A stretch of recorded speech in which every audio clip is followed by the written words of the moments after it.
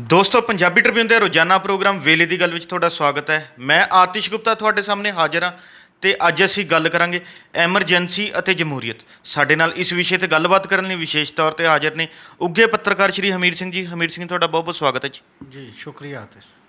ਹਮੀਰ ਸਿੰਘ ਜੀ, ਅੱਜ 25 ਜੂਨ ਦਾ ਦਿਨ ਹੈ ਤੇ ਗੱਲ ਕਰੀਏ ਅੱਜ ਦੇ ਦਿਨ ਹੀ ਜਿਹੜੀ ਦੇਸ਼ ਵਿੱਚ ਐਮਰਜੈਂਸੀ ਲਗਾਈ ਗਈ ਸੀ, ਜਿਸ ਨੂੰ ਇਤਿਹਾਸ ਵਿੱਚ ਕਾਲੇ ਦਿਨ ਵਜੋਂ ਵੀ ਜਾਣਿਆ ਜਾਂਦਾ ਹੈ। ਅਸੀਂ ਜਾਣਨਾ ਚਾਹਾਂਗੇ ਐਮਰਜੈਂਸੀ ਲਗਾਉਣ ਦੇ ਪਿੱਛੇ ਕਾਰਨ ਕੀ ਸੀ ਜਾਂ ਅਜਿਹਾ ਸਰਕਾਰ ਨੇ ਫੈਸਲਾ ਕਿਉਂ ਲਿਆ? ਅਸਲ ਦੇ ਵਿੱਚ ਇੱਕ ਬੜੀ ਅਜੀਬ ਗੱਲ ਹੈ ਕਿ 1971 ਦੇ ਵਿੱਚ ਚੋਣ ਹੋਈ ਸੀ। 71 ਦੇ ਵਿੱਚ ਹੀ ਜਿਹੜੀ ਭਾਰਤ ਨੇ ਆਪਣੀ ਮੁਕਤੀ ਵਾਣੀ ਭੇਜ ਕੇ ਬੰਗਲਾਦੇਸ਼ ਨੂੰ ਆਜ਼ਾਦੀ ਦਿਵਾਈ। ਜੀ। ਉਦੋਂ ਈਵਨ ਵਿਰੋਧੀ ਧਿਰ ਦੇ ਲੀਡਰ ਸੀ, ਵਿਰੋਧੀ ਧਿਰ ਦੇ ਵਿੱਚ ਸੀਗੇ ਅਟਲ ਬਿਹਾਰੀ ਵਾਜਪਾਈ, ਉਹਨੂੰ ਦੁਰਗਮ ਦਾ ਖਿਤਾਬ ਦਿੱਤਾ ਇੰਦਰਾ ਗਾਂਧੀ ਨੂੰ। ਔਰ ਇਸੇ ਤਰ੍ਹਾਂ ਹੀ ਗਰੀਬੀ ਹਟਾਓ ਦੇ ਨਾਅਰੇ 'ਤੇ ਆਈ ਅਤੇ 352 ਸੀਟਾਂ ਜਿੱਤੀਆਂ ਸੀ। ਪਰ ਜਿਹੜੀਆਂ 303 ਹੁਣ ਬੀਜੇਪੀ ਨੇ ਜਿੱਤੀਆਂ ਨੇ ਨਾ, ਜਿਹਨੂੰ ਇਹ ਕਹਿੰਦੇ ਨੇ ਬਹੁਤ ਵੱਡੀ ਇੱਕ ਚੀਜ਼ ਹੈ। ਜੀ। ਉਦੋਂ ਇੰਦਰਾ ਗਾਂਧੀ ਦੀ ਅਗਵਾਈ 'ਚ 352 ਸੀਟਾਂ ਜਿੱਤੀਆਂ ਸੀ। ਪਰ ਇਹਦੇ ਨਾਲ ਹੀ ਲੋਕਾਂ 'ਚ ਜਿਹੜਾ ਅਸਲ 'ਚ ਬੇਚੈਨੀ, ਜਿਹੜੇ ਅਸਲ ਮੁੱਦੇ ਸੀ, ਪਹਿਲਾਂ ਗੁਜਰਾਤ ਦੇ ਵਿੱਚੋਂ ਮੁਹਿੰਮ ਸ਼ੁਰੂ ਹੋਈ 1973 'ਚ ਦਸੰਬਰ 'ਚ। ਜੀ। ਵਿਦਿਆਰਥੀਆਂ ਦੀਆਂ ਫੀਸਾਂ ਵਧਣ ਤੋਂ ਲੈ ਕੇ, ਵਿਦਿਆਰਥੀਆਂ ਦੀਆਂ ਫੀਸਾਂ ਵਧਣ ਤੋਂ ਬਾਅਦ ਉਹ ਮੂਵਮੈਂਟ ਨਵ ਨਿਰਮਾਣ ਮੂਵਮੈਂਟ ਦੇ ਵਿੱਚ ਬਦਲ ਗਈ। ਜੀ। ਪੋਲੀਟੀਕਲੀ ਮੁਰਾਰਜੀ ਦੇਸਾਈ ਨੇ ਮਰਨ ਵਰਤ ਰੱਖ ਲਿਆ, ਬਾਕੀ ਦੇ ਹੋ ਰਿਹਾ। ਉਹ ਅਸੈਂਬਲੀ ਸਮੇਂ ਤੋਂ ਪਹਿਲਾਂ ਭੰਗ ਕਰਨੀ ਪਈ ਅਤੇ ਉਹ ਪਹਿਲੀ ਅਸੈਂਬਲੀ ਸੀ ਜਿੱਥੇ ਤੋੜਨੀ ਪਈ, ਅਤੇ ਤੋੜਨ ਤੋਂ ਬਾਅਦ ਚੋਣਾਂ ਹੋਈਆਂ ਅਤੇ ਕਾਂਗਰਸ ਬਹੁਮਤ ਨਹੀਂ ਲਿਜਾ ਸਕੀ। ਗੁਜਰਾਤ 'ਚ ਪਹਿਲੀ ਵਾਰ ਹੋਇਆ ਸੀ ਉਸ ਦੌਰ ਦੇ ਦੌਰਾਨ। ਜੀ। ਅਤੇ ਇਹਦੇ ਨਾਲ ਹੀ ਬਿਹਾਰ ਦੇ ਵਿੱਚ ਇੱਕ ਐਜੀਟੇਸ਼ਨ, ਵਿਦਿਆਰਥੀਆਂ ਦੀ ਐਜੀਟੇਸ਼ਨ ਚੱਲੀ। ਜੀ। ਉਹ ਐਜੀਟੇਸ਼ਨ ਵੀ ਪੋਲੀਟੀਕਲ ਐਜੀਟੇਸ਼ਨ 'ਚ ਜੈ ਪ੍ਰਕਾਸ਼ ਨਾਰਾਇਣ ਦੀ ਅਗਵਾਈ ਦੇ ਵਿੱਚ ਹੋਣ ਲੱਗ ਗਈ। ਜੀ। ਅਤੇ ਤੀਜੀ ਗੱਲ ਇਹ ਸੀ ਕਿ ਉਸੇ ਜੂਨ ਦੇ ਵਿੱਚ 12 ਜੂਨ ਨੂੰ ਇਲਾਹਾਬਾਦ ਹਾਈ ਕੋਰਟ ਨੇ ਇੰਦਰਾ ਗਾਂਧੀ ਦੀ ਆਪਣੀ ਜਿਹੜੀ ਚੋਣ ਸੀ, ਉਹ ਚੋਣ ਪ੍ਰਕਿਰਿਆ ਦੇ ਵਿੱਚ ਹੇਰਾਫੇਰੀ ਹੋਣ ਦੇ ਕਰਕੇ ਰੱਦ ਕਰਤੀ ਸੀ। ਜੀ। ਅਤੇ ਹਾਲਾਂਕਿ 24 ਜੂਨ ਨੂੰ ਉਹਨੂੰ ਸੁਪਰੀਮ ਕੋਰਟ ਤੋਂ ਇੱਕ ਰਾਹਤ ਮਿਲ ਗਈ ਸੀ ਸ਼ਰਤਾਂ ਤਹਿਤ ਕਿ ਉਹ MP ਬਣੀ ਰਹੇਗੀ, ਪਰ ਪਾਰਲੀਮੈਂਟ ਦੇ ਵਿੱਚ ਵੋਟ ਨਹੀਂ ਪਾ ਸਕੇਗੀ ਉਨਾ ਚਿਰ ਜਿੰਨਾ ਚਿਰ ਇਸ ਦਾ ਫੈਸਲਾ ਨਹੀਂ ਹੋ ਸਕਦਾ। ਜੀ। ਅਤੇ ਚੌਥਾ ਕਾਰਨ ਇਹਦੇ 'ਚ ਇੱਕ ਇਹ ਮੰਨਿਆ ਜਾਂਦਾ ਕਿ ਰੇਲਵੇ ਦਾ ਜਾਰਜ ਫਰਨਾਂਡੇਜ਼, ਜਿਹੜੇ ਬਾਅਦ 'ਚ ਦੇਸ਼ ਦੇ ਰੱਖਿਆ ਮੰਤਰੀ ਵੀ ਬਣੇ, ਬਹੁਤ ਉਹਨਾਂ ਦੀ ਅਗਵਾਈ ਦੇ ਵਿੱਚ ਬਹੁਤ ਵੱਡਾ ਰੇਲਵੇ ਦੀ ਹੜਤਾਲ ਹੋਈ ਉਸ ਸਮੇਂ। ਇਹ 3-4 ਮੇਜਰ ਕਾਰਨ ਹੋਏ ਜਿਹਦੇ ਕਰਕੇ 24 ਨੂੰ ਉਹਨੂੰ ਰਾਹਤ ਮਿਲਦੀ ਹੈ ਇੰਦਰਾ ਗਾਂਧੀ ਨੂੰ, ਅਤੇ 25 ਤਰੀਕ ਦੀ ਰਾਤ ਨੂੰ ਉਹ ਐਮਰਜੈਂਸੀ ਐਲਾਨ ਕਰ ਦਿੰਦੇ ਨੇ। ਕਿਉਂਕਿ ਜਿਹੜੇ ਹੱਕ ਸੀ, ਜਿਹੜੇ ਲੋਕਾਂ ਦੇ ਅੰਦਰ ਬੇਚੈਨੀ ਸੀ ਬੇਰੁਜ਼ਗਾਰ ਨੂੰ ਲੈ ਕੇ, ਸਿੱਖਿਆ ਨੂੰ ਲੈ ਕੇ, ਜਮਹੂਰੀ ਸਿਸਟਮ ਨੂੰ ਲੈ ਕੇ, ਉਹ ਬੇਚੈਨੀ ਦਾ ਸਾਹਮਣਾ ਉਹਨਾਂ ਨੇ ਉਸ ਲੈਵਲ 'ਤੇ ਨਹੀਂ ਕੀਤਾ। ਤਾਂ ਉਹਨੇ ਇੱਕ ਗੱਲ ਕੀਤੀ ਕਿ ਦੇਸ਼ ਦੇ ਅੰਦਰੋਂ ਖਤਰਾ ਹੈ, ਅੰਦਰੂਨੀ ਜਮਹੂਰੀਅਤ ਨੂੰ ਖਤਰਾ ਹੈ, ਦੇਸ਼ ਦੀ ਏਕਤਾ ਨੂੰ ਖਤਰਾ ਹੈ, ਅਤੇ ਬਾਹਰਲੇ ਲੋਕ ਇੰਟਰਵੀਨ ਕਰਕੇ ਇਸ ਹਾਲਾਤ ਦੇ ਵਿੱਚ ਦੇਸ਼ ਨੂੰ ਖਰਾਬ ਕਰ ਸਕਦੇ ਨੇ। ਉਹ ਸਾਰੇ ਐਲੀਗੇਸ਼ਨ ਲਾ ਕੇ ਐਮਰਜੈਂਸੀ ਲੱਗ ਗਈ। ਐਮਰਜੈਂਸੀ ਲੱਗੀ ਅਤੇ ਅਗਲੇ ਦਿਨ ਤੋਂ ਫੜੋ ਫੜਾਈ ਸ਼ੁਰੂ ਹੋ ਗਈ। ਜਿੰਨੇ ਵੀ ਵਿਰੋਧੀ ਧਿਰ ਦੇ ਨੇਤਾ ਆਗੂ ਸੀ ਉਹ ਜੇਲ੍ਹਾਂ ਦੇ ਵਿੱਚ ਬੰਦ, ਜਿਹੜੇ ਸਮਾਜਿਕ ਕਾਰਕੁਨ ਸੀ ਉਹਨਾਂ 'ਚੋਂ ਬਹੁਤੇ ਜੇਲ੍ਹਾਂ 'ਚ ਬੰਦ। ਪ੍ਰੈਸ 'ਤੇ ਸੈਂਸਰਸ਼ਿਪ ਹੋ ਗਈ, ਬਿਨਾਂ ਜਿਹੜੀਆਂ ਉਹਨਾਂ ਕਮੇਟੀਆਂ ਨੂੰ ਦਿਖਾਏ ਜਿਹੜੀਆਂ ਅਥਾਰਟੀ ਸੀ, ਉਹਦੇ ਤੋਂ ਬਿਨਾਂ ਕੋਈ ਅਖਬਾਰ ਨਹੀਂ ਸੀ ਛਪ ਸਕਦਾ। ਮਤਲਬ ਇੱਕ ਪੂਰੀ ਤਰ੍ਹਾਂ ਜਿਹੜਾ ਸੰਵਿਧਾਨਿਕ ਅਧਿਕਾਰ ਨੇ, ਜਿਹੜੇ ਬੁਨਿਆਦੀ ਹੱਕ ਵੀ ਨੇ, ਚਾਹੇ ਉਹ ਫਰੀਡਮ ਆਫ ਐਕਸਪ੍ਰੈਸ਼ਨ ਦਾ ਸੀ, ਬਾਕੀ ਜਿਹੜਾ ਵਿਚਾਰ ਪ੍ਰਗਟਾਵੇ ਦਾ, ਜਥੇਬੰਦੀ ਬਣਾਉਣ ਦਾ, ਬਾਕੀ ਉਹ ਸਭ ਬੰਦ ਕਰ ਦਿੱਤੇ ਗਏ ਉਸ ਸਮੇਂ ਤੋਂ ਬਾਅਦ। ਹਾਂ, ਇੱਕ ਗੱਲ ਉਹਨਾਂ ਨੇ ਕੀਤੀ ਕਿ ਅਸੀਂ ਜੀ ਇਹ ਸੂਬੇ 'ਚ ਸਰਕਾਰ ਚਲਾਵਾਂਗੇ, ਸਾਰਾ ਕੁਛ ਕੇਂਦਰ ਦੇ ਸਰਕਾਰ ਕੋਲ ਹੋ ਗਿਆ, ਅਤੇ ਅਸੀਂ ਦੇਸ਼ ਦਾ ਪ੍ਰਸ਼ਾਸਨਿਕ ਢਾਂਚਾ ਠੀਕ ਕਰਨਾ ਹੈ, ਤਹਿਸ ਨਹਿਸ ਹੋਇਆ ਪਿਆ, ਔਰ ਸਭ ਨੂੰ ਆਰਡਰ ਕੀਤਾ ਟਾਈਮ 'ਤੇ ਜਾਣਗੇ, ਬਾਕੀ ਜਗ੍ਹਾ ਆਉਣਗੇ, ਕੰਮ ਠੀਕ ਕਰਨਗੇ। ਉਹ ਸਾਰਾ ਇੱਕ ਏਜੰਡਾ ਵੀ ਦਿੱਤਾ ਗਿਆ, ਜਿਹੜਾ ਏਜੰਡਾ ਬਾਅਦ ਦੇ ਵਿੱਚ ਜਾ ਕੇ ਜਿਹੜੇ ਕੁਝ ਪੋਜ਼ੀਟਿਵ ਪੁਆਇੰਟ ਵੀ ਸੀ ਉਹ ਵੀ ਨੈਗੇਟਿਵ ਪੁਆਇੰਟ ਦੇ ਵਿੱਚ ਆਬਾਦੀ ਕੰਟਰੋਲ ਦਾ ਨਾਅਰਾ ਦਿੱਤਾ ਗਿਆ। ਬਾਕੀ ਹੈ ਤਾਂ ਫਿਰ ਕਿਹਾ ਗਿਆ ਕਿ ਸੰਜੇ ਗਾਂਧੀ ਦੀ ਅਗਵਾਈ 'ਚ ਆ ਗਿਆ ਕੰਮ, ਜਬਰੀ ਨਸਬੰਦੀਆਂ ਹੋਰ ਚੀਜ਼ਾਂ ਜਿਹੜੀਆਂ ਚਲਾਈਆਂ, ਉਹਨੇ ਇੱਕ ਮਾਹੌਲ ਉਸ ਲੈਵਲ ਦਾ ਬਣਾਇਆ, ਅਤੇ ਉਸ ਦੇ ਖਿਲਾਫ ਲੋਕਾਂ ਦੇ ਵਿੱਚ ਇੱਕ ਆਵਾਜ਼ ਸੀ ਐਮਰਜੈਂਸੀ ਦੇ ਖਿਲਾਫ। ਪੰਜਾਬ ਉਹਦੇ ਲਈ ਸਭ ਤੋਂ ਇੰਪੋਰਟੈਂਟ ਇਸ ਕਰਕੇ ਹੈ ਕਿ ਪੰਜਾਬ 'ਚ ਅਕਾਲੀ ਦਲ ਦੀ ਅਗਵਾਈ ਦੇ ਵਿੱਚ ਜਿੰਨਾ ਚਿਰ ਐਮਰਜੈਂਸੀ ਲੱਗੀ 21 ਮਹੀਨੇ ਦੇ ਕਰੀਬ, ਉੱਥੋਂ ਦਰਬਾਰ ਸਾਹਿਬ ਤੋਂ ਮਤਾ ਜਿਹੜਾ ਇੱਕ ਜਥਾ ਜਾਂਦਾ ਰਿਹਾ ਗ੍ਰਿਫਤਾਰੀਆਂ ਦੇਣ, ਜਦੋਂ ਉਹ ਹਟੀ ਹੈ ਐਮਰਜੈਂਸੀ ਉਦੋਂ ਬਾਅਦ ਹਟੀ ਹੈ। ਇਹ ਇੱਕ ਦੌਰ ਸੀ ਜਦੋਂ ਮਨੁੱਖੀ ਅਧਿਕਾਰਾਂ ਦੇ ਦੌਰ ਦੇ ਰੂਪ 'ਚ ਦੇਖਿਆ ਜਾਣਾ ਚਾਹੀਦਾ, ਦੇਖਿਆ ਜਾ ਰਿਹਾ ਸੀ। ਹਾਲਾਂਕਿ ਕਿਹਾ ਗਿਆ ਸੀ ਕਿ ਇੰਦਰਾ ਗਾਂਧੀ ਨੇ ਅਕਾਲੀ ਦਲ ਦੇ ਲੀਡਰਾਂ ਨੂੰ ਉਸ ਸਮੇਂ ਦੇ ਨੂੰ ਇਹ ਕਿਹਾ ਵੀ ਤੁਸੀਂ ਪੰਜਾਬ 'ਚ ਰਾਜ ਕਰੋ, ਆਪਣੇ ਤਰੀਕੇ ਨਾਲ ਚਲਾਓ, ਸਾਨੂੰ ਕੋਈ ਇਤਰਾਜ਼ ਨਹੀਂ ਹੈ, ਤੁਹਾਨੂੰ ਕੁਝ ਨਹੀਂ ਕਹਾਂਗੇ। ਪਰ ਉਦੋਂ ਉਹਨਾਂ ਨੇ ਵੱਡਾ ਇੱਕ ਮੋਰਲ, ਅਖਲਾਕੀ ਗਰਾਊਂਡ 'ਤੇ ਸਟੈਂਡ ਲਿਆ ਕਿ ਮਨੁੱਖੀ ਅਧਿਕਾਰਾਂ ਦਾ ਕੁਐਸਚਨ ਹੈ, ਅਸੀਂ ਇਹਦੇ ਤੇ ਲੜਾਈ ਲੜਾਂਗੇ। ਇਸ ਲਈ ਉਹ ਐਮਰਜੈਂਸੀ ਦੇ ਦੌਰ ਦੇ ਦੌਰਾਨ ਇੱਕ ਬੜਾ ਵੱਡਾ ਇੱਕ ਸਿਸਟਮ ਬਣਿਆ ਔਰ ਫਿਰ ਉਹਦੇ ਵਿੱਚੋਂ ਹੀ ਇੱਕ ਨਵੀਂ ਸਿਆਸਤ ਦਾ ਵੀ ਜਨਮ ਹੁੰਦਾ ਹੈ, ਜਿਹੜੀ ਸਿਆਸਤ ਨੇ ਕਾਂਗਰਸ ਦਾ ਇੱਕ ਗੱਲਬਾਤ ਤੋੜਨ ਦੇ ਵਿੱਚ ਮਦਦ ਕੀਤੀ ਸੀ ਇੱਕ ਖਾਸ ਸਮੇਂ ਦੇ ਵਿੱਚ। ਹਮੀਰ ਜੀ, ਉਸ ਟਾਈਮ ਐਮਰਜੈਂਸੀ ਲੱਗੀ ਦੇਸ਼ ਦੇ ਵਿੱਚ, ਅਸੀਂ ਜਾਣਨਾ ਚਾਹਾਂਗੇ ਐਮਰਜੈਂਸੀ ਦਾ ਦੇਸ਼ ਦੇ ਲੋਕਾਂ ਦੇ ਜ਼ਿੰਦਗੀ ਤੇ ਜੀਵਨ ਤੇ ਦੇਸ਼ ਦੇ ਆਰਥਿਕ ਪੱਖੋਂ ਕਿਸ ਤਰ੍ਹਾਂ ਦਾ ਜਿਹੜਾ ਅਸਰ ਦੇਖਣ ਨੂੰ ਮਿਲਿਆ ਸੀ? ਲੋਕਾਂ ਦੀ ਜ਼ਿੰਦਗੀ ਤੇ ਅਸਰ ਤਾਂ ਸੁਭਾਵਿਕ ਹੈ, ਕਿਉਂਕਿ ਕਿੰਨੇ ਹੀ ਲੀਡਰ ਜਿਹੜੇ ਲਗਭਗ 2-2 ਸਾਲ ਕੋਈ 19 ਮਹੀਨੇ 21 ਮਹੀਨੇ 6 ਮਹੀਨੇ ਬੰਦ ਰਹੇ। ਲੋਕਾਂ ਦੀ ਇਹ ਵੀ ਸੀ ਜਿਹੜਾ ਸੰਵਿਧਾਨਕ ਹੱਕ ਮਿਲੇ ਹੋਏ ਸੀ ਉਹ ਹੱਕ ਖੋਹੇ ਗਏ ਉਸ ਪੱਧਰ ਦੇ ਉੱਤੇ। ਕਿੰਨੀਆਂ ਚੀਜ਼ਾਂ ਤਾਂ ਉਹ ਮਤਲਬ ਐਮਰਜੈਂਸੀ ਦੇ ਦੌਰਾਨ ਜਿਹੜੀਆਂ ਲੋਕਾਂ ਨੂੰ ਭੁਗਤਣੀਆਂ ਪਈਆਂ। ਇਸੇ ਕਰਕੇ ਕਾਲਾ ਦਿਨ ਇਤਿਹਾਸ ਦੇ ਵਿੱਚ ਉਸ ਰੂਪ ਦੇ ਵਿੱਚ ਮੰਨਿਆ ਜਾ ਰਿਹਾ ਨਾ। ਅਤੇ ਉਹਦੇ ਵਿੱਚ ਹੀ ਇੱਕ ਇਲਾਵਾ ਲੋਕਾਂ ਦਾ ਗੁੱਸਾ ਜਦੋਂ ਬਣਿਆ ਅਤੇ ਉਹ ਗੁੱਸੇ ਨੇ ਹੀ ਦੇਸ਼ ਦੇ ਵਿੱਚ ਇੱਕ ਤਬਦੀਲੀ ਦਾ ਦੌਰ ਜਿਹੜਾ ਉਸ ਪੱਧਰ ਦੇ ਉੱਤੇ ਲਿਆਂਦਾ।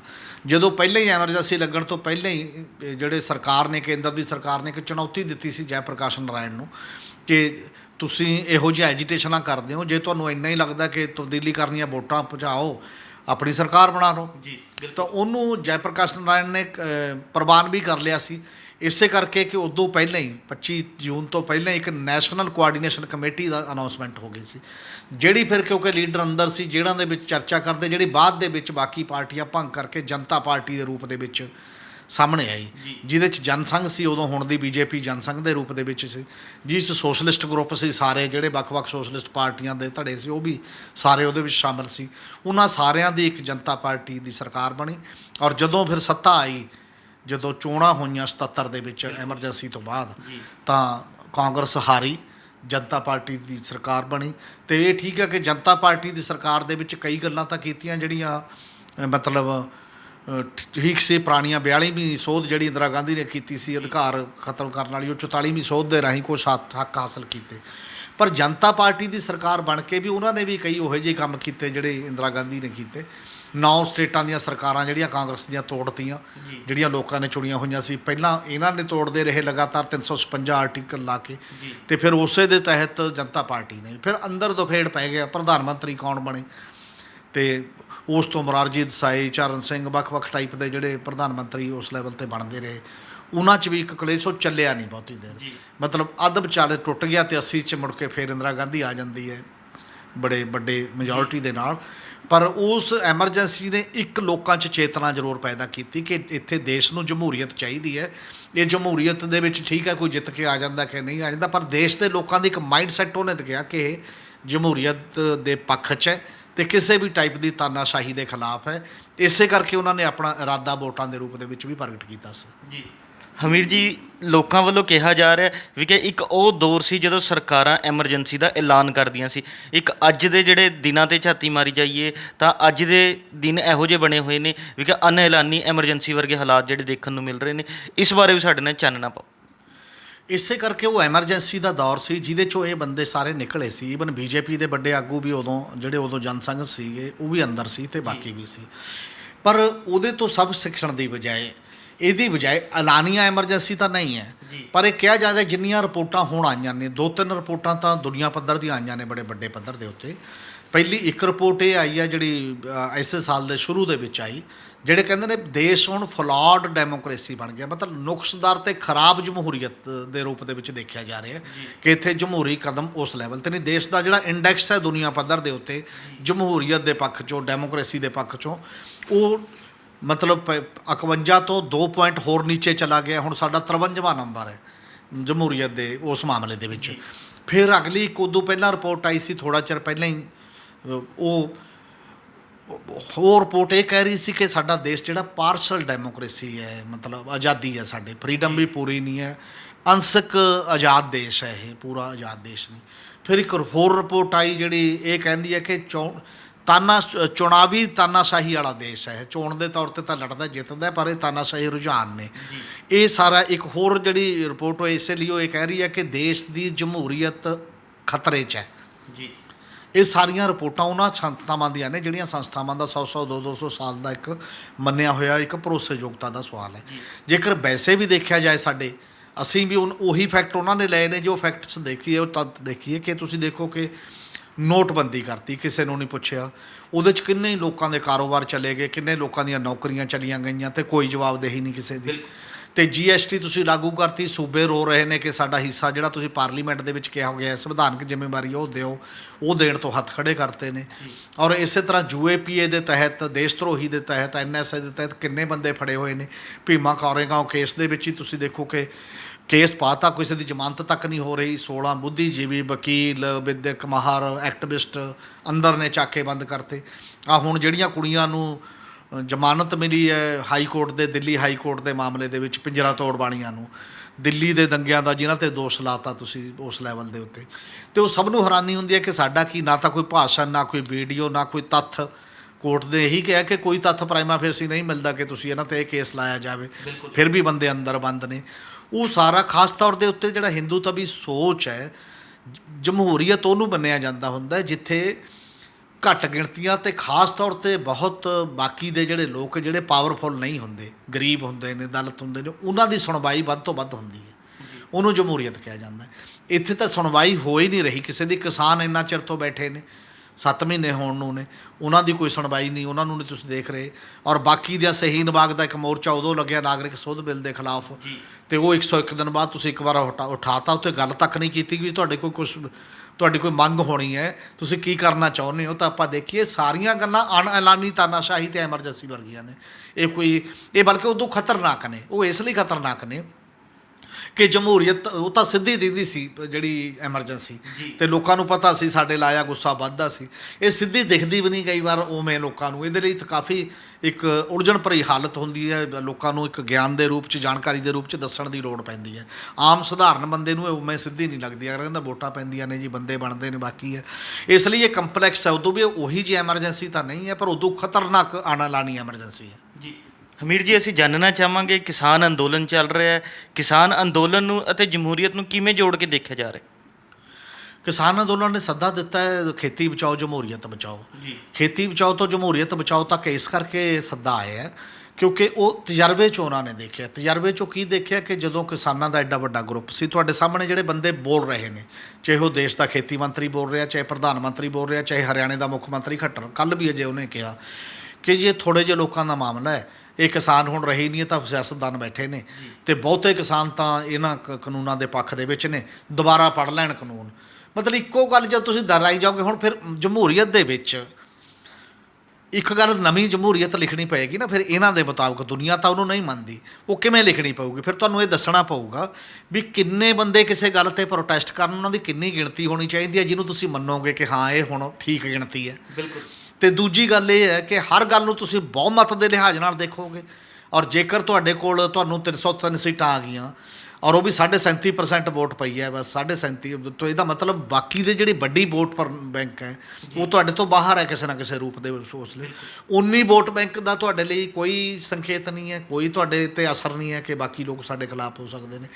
ਤਾਂ ਕੱਲ੍ਹ ਨੂੰ ਜਿਹੜੇ ਛੋਟੇ ਛੋਟੇ ਮੁਲਾਜ਼ਮਾਂ ਦੇ ਜਾਂ ਛੋਟੇ ਛੋਟੇ ਗਰੁੱਪ ਨੇ, ਬਹੁਤ ਛੋਟੀਆਂ ਚੀਜ਼ਾਂ ਨੇ। ਕਿਸਾਨ ਤਾਂ ਫਿਰ ਬਹੁਤ ਵੱਡਾ ਇੱਕ ਦਾਇਰਾ ਹੈ, ਲੱਖਾਂ ਬੰਦਾ ਬੈਠਾ ਹੈ, ਇੰਨੇ ਚਿਰ ਤੋਂ ਹਜ਼ਾਰਾਂ ਬੰਦਾ ਬੈਠਾ ਹੈ ਔਰ ਲੰਮੀ ਸਟਰਗਲ ਚਲਾ ਰਿਹਾ, ਉਹਨੂੰ ਦੁਨੀਆ 'ਚ ਮੈਸੇਜ ਦੇਤਾ। ਤੇ ਫਿਰ ਛੋਟੇ ਗਰੁੱਪ ਕੀ ਕਰਨਗੇ ਮੁੜ ਕੇ? ਉਹਨਾਂ ਦੀ ਸੁਣਵਾਈ ਕੌਣ ਕਰੇਗਾ? ਇਹਦਾ ਮਤਲਬ ਉਹਨਾਂ 'ਚ ਡਰ ਪੈਦਾ ਹੋਏਗਾ, ਤੇ ਗੈਰ ਜਮਹੂਰੀ ਵਿਵਹਾਰ ਇਦੋਂ ਵੱਡਾ ਕੀ ਹੋ ਸਕਦਾ ਹੈ। ਇਸੇ ਕਰਕੇ ਜਿਹੜਾ ਸੱਦਾ ਜਮਹੂਰੀਅਤ ਬਚਾਓ ਦਾ ਮੇਰੇ ਖਿਆਲ ਬਹੁਤ ਸਟੀਕ ਸੱਦਾ ਹੈ, ਕਿਉਂਕਿ ਹੁਣ ਇਹ ਲੱਗਦਾ ਕਿ ਸਾਡੀਆਂ ਪਾਰਟੀਆਂ ਨੂੰ, ਜਾਂ ਜਿਹੜੀ ਸੱਤਾਧਾਰੀ ਪਾਰਟੀ ਮੇਨ ਹੈ, ਉਹਨੂੰ ਵੋਟਾਂ ਤੋਂ ਬਿਨਾਂ ਜਮਹੂਰੀਅਤ ਦਾ ਕੋਈ ਹੋਰ ਅੰਸ਼ ਸਮਝ ਹੀ ਨਹੀਂ ਆ ਰਿਹਾ ਕਿ ਵੋਟਾਂ ਤੋਂ ਬਿਨਾਂ ਜਮਹੂਰੀਅਤ ਦੀ ਕੋਈ ਭੂਮਿਕਾ ਹੁੰਦੀ ਹੈ। ਇਸੇ ਕਰਕੇ ਸ਼ਾਇਦ ਇਹ ਸੱਦਾ ਦਿੱਤਾ ਗਿਆ ਸੀ ਪਹਿਲਾਂ ਵੀ ਬੰਗਾਲ ਤੇ ਬਾਕੀ ਸੂਬਿਆਂ 'ਚ, ਤੇ ਹੁਣ 22 ਦੀਆਂ ਚੋਣਾਂ ਦੇ ਵਿੱਚ ਵੀ ਸੱਦਾ ਦਿੱਤਾ ਜਾ ਰਿਹਾ ਵੀ ਭਾਜਪਾ ਨੂੰ ਹਰਾਓ। ਤੇ ਇਹ ਇੱਕ ਸਿਆਸਤ ਦਾ ਸਾਡੇ ਹੁਣ ਨੁਕਸਦਾਰ ਗੱਲ ਇੱਕ ਇਹ ਬਣ ਗਈ ਹੈ, ਜਿਹੜੀ ਤਾਂ ਉਸ ਐਮਰਜੈਂਸੀ ਵੇਲੇ ਸੀ। ਉਦੋਂ ਘੱਟੋ ਘੱਟ ਸਿਆਸੀ ਲੀਡਰ ਸਾਹਮਣੇ ਆਏ ਤੇ ਸਿਆਸਤਦਾਨਾਂ ਨੇ ਐਮਰਜੈਂਸੀ ਦਾ ਵਿਰੋਧ ਕੀਤਾ ਤੇ ਟੂਰ ਕੀਤੇ ਦੇਸ਼ ਪੱਧਰ ਦੇ ਉੱਤੇ। ਹੁਣ ਸਾਡਾ ਸਿਆਸਤਦਾਨ ਕਮਜ਼ੋਰ ਹੈ, ਉਹ ਆਪਣੀ ਲੜਾਈ ਆਪ ਨਹੀਂ ਲੜ ਰਿਹਾ, ਉਹ ਲੜਾਈ ਵੀ ਕਿਸਾਨਾਂ ਨੂੰ ਲੜਨੀ ਪੈ ਰਹੀ ਹੈ। ਜਮਹੂਰੀਅਤ ਬਚਾਉਣ ਦੀ ਲੜਾਈ ਦਾ ਸੱਦਾ ਵੀ ਕਿਸਾਨ ਧਿਰਾਂ ਵੱਲੋਂ ਆ ਰਿਹਾ, ਸਿਆਸਤਦਾਨ ਵੱਲੋਂ ਉਸ ਪੱਧਰ ਦੇ ਉੱਤੇ ਨਹੀਂ ਆ ਰਿਹਾ। ਇਸ ਸਮੇਂ ਲੋੜ ਹੈ ਸਿਆਸਤਦਾਨ ਮੈਦਾਨ ਦੇ ਵਿੱਚ ਆਉਣ, ਸਿਆਸਤ ਕਰਨ, ਕਿਉਂਕਿ ਜਮਹੂਰੀਅਤ ਕੀ ਹੈ? ਇਹ ਸਿਆਸੀ ਇੱਕ ਜਿਹੜਾ ਤਰਜ਼ ਦਾ ਜਿਹੜਾ ਇੱਕ ਸਿਸਟਮ ਹੈ ਕਿ ਤੁਸੀਂ ਕੀ ਕਰਨਾ, ਤਾਨਾਸ਼ਾਹੀ ਬਣਾਉਣੀ ਹੈ, ਜਮਹੂਰੀਅਤ ਬਣਾਉਣੀ ਹੈ, ਕਿਹੋ ਜਿਹੀ ਬਣਾਉਣੀ ਹੈ, ਕਿਹੋ ਜਿਹਾ ਲੋਕਾਂ ਨੂੰ ਪ੍ਰਸ਼ਾਸਨ ਸ਼ਾਸਨ ਦੇਣਾ ਹੈ, ਇਹ ਉਸ ਕਨਸੈਪਟ ਦੇ ਸਵਾਲ ਨੇ। ਇਸੇ ਕਰਕੇ ਉਹਦੇ 'ਤੇ ਇਹ ਫੈਡਰਲਿਜ਼ਮ ਬਚਣਾ ਚਾਹੀਦਾ ਹੈ, ਲੋਕ ਕਿਵੇਂ ਤਾਕਤਵਰ ਹੋਣੇ ਚਾਹੀਦੇ ਨੇ, ਕਿਵੇਂ ਇਲੈਕਸ਼ਨ ਦੇ ਵਿੱਚੋਂ ਧਨ ਤੇ ਅਪਰਾਧੀ ਲੋਕ ਬਾਹਰ ਹੋਣੇ ਚਾਹੀਦੇ ਨੇ, ਕਿਵੇਂ ਸਹੀ ਨੁਮਾਇੰਦੇ ਆਉਣ, ਔਰ ਕਿਸ ਤਰੀਕੇ ਦੇ ਨਾਲ ਜਿਹੜੀਆਂ ਨੇ 73ਵੀਂ ਸੋਧ ਮੁਤਾਬਕ ਲੋਕਾਂ ਨੂੰ ਹੇਠਾਂ ਪੰਚਾਇਤੀ ਰਾਜ ਨੂੰ ਤੁਸੀਂ ਤਾਕਤਾਂ ਦਿਓ, ਪੈਸੇ ਵੀ ਦਿਓ, ਇੰਪਲਾਈਜ਼ ਵੀ ਦਿਓ ਉਹਨਾਂ ਦੇ ਅੰਡਰ। ਉਹ ਸਾਰੀਆਂ ਗੱਲਾਂ ਦੇ ਉੱਤੇ ਚਰਚਾ ਦਾ ਜਿਹੜਾ ਇੱਕ ਸਵਾਲ ਹੈ, ਉਹ ਜਮਹੂਰੀਅਤ ਬਚਾਉਣ ਦਾ ਏਜੰਡੇ ਦਾ ਸਵਾਲ ਹੈ। ਇਸ ਲਈ ਇਹ ਇੱਕ ਮੇਰੇ ਖਿਆਲ ਹੈ ਬੜਾ ਠੀਕ ਕਿਸਮ ਦਾ ਸੱਦਾ ਕਿਸਾਨ ਜਥੇਬੰਦੀਆਂ ਨੇ ਦਿੱਤਾ, ਔਰ ਸਾਰੇ ਲੋਕਾਂ ਦੀ ਇਹਨਾਂ ਦਿਨਾਂ 'ਚ ਚਰਚਾ ਹੋਣੀ ਲਾਜ਼ਮੀ ਹੈ ਔਰ ਕਰਨੀ ਚਾਹੀਦੀ ਹੈ ਕਿ ਇਹ ਦੇਸ਼ ਦਾ ਭਵਿੱਖ ਤਾਂ ਬਣੇਗਾ। ਇਹ ਸਨ ਸਾਡੇ ਸੀਨੀਅਰ ਪੱਤਰਕਾਰ ਸ਼੍ਰੀ ਹਮੀਰ ਸਿੰਘ ਜੀ, ਜਿਨ੍ਹਾਂ ਨੇ ਆਪਣੇ ਵਡਮੁੱਲੇ ਵਿਚਾਰ ਸਾਡੇ ਨਾਲ ਸਾਂਝੇ ਕੀਤੇ। ਕੱਲ੍ਹ ਨੂੰ ਇਸੇ ਸਮੇਂ ਇੱਕ ਨਵੇਂ ਮੁੱਦੇ ਦੇ ਨਾਲ ਫਿਰ ਮਿਲਾਂਗੇ ਪ੍ਰੋਗਰਾਮ ਵੇਲੇ ਦੀ ਗੱਲ ਵਿੱਚ। ਧੰਨਵਾਦ।